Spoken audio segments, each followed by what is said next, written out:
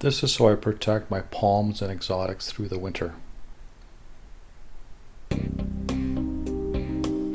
I use several methods to protect the plants.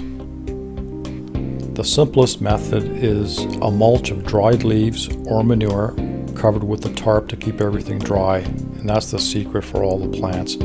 You have to prevent the freeze-thaw cycle. Evergreen plants, including the palm trees, fruit trees, many flowering plants, require additional heat.